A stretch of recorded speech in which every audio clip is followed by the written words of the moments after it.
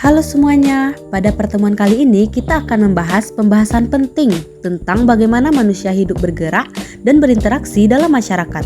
Dua konsep utama menjadi fokus kita, yaitu aktivitas manusia dalam ruang, serta struktur dan stratifikasi sosial. Mari kita mulai. Setiap hari, manusia bergerak, berinteraksi, dan menjalani peran sosialnya. Semua aktivitas itu tidak terjadi begitu saja, melainkan berlangsung dalam sebuah ruang. Ruang yang bukan hanya soal lokasi fisik, tetapi juga ruang sosial yang membentuk cara kita berperilaku.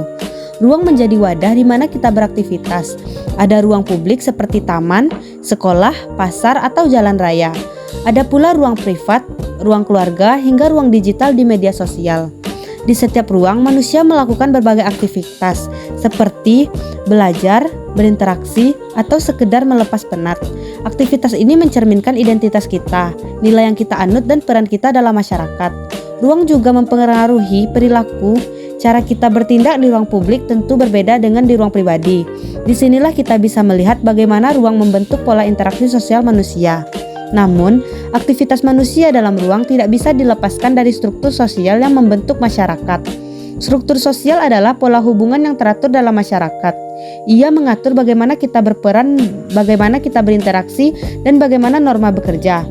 Dalam struktur sosial ada status dan peran sosial yang mengatur lembaga yang seharusnya kita lakukan. Lembaga sosial seperti keluarga, sekolah, pemerintah, dan agama menjadi pilar yang menjaga keteraturan dalam masyarakat. Selain struktur sosial, masyarakat juga memiliki stratifikasi sosial. Ini adalah pelapisan dalam masyarakat berdasarkan kekayaan, pendidikan, pekerjaan, atau prestis. Stratifikasi mempengaruhi kedudukan seseorang dalam masyarakat.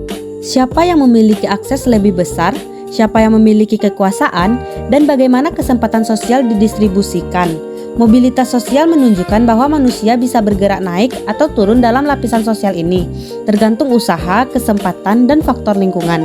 Dan pada akhirnya, aktivitas manusia dalam ruang dan struktur, stratifikasi sosial adalah dua hal yang saling berkaitan. Cara kita bertindak di ruang sosial dipengaruhi oleh posisi kita dalam struktur masyarakat dan melalui interaksi sehari-hari. Struktur itu sendiri terus berubah dan berkembang. Inilah dasar untuk memahami bagaimana masyarakat berjalan, berinteraksi, dan berkembang.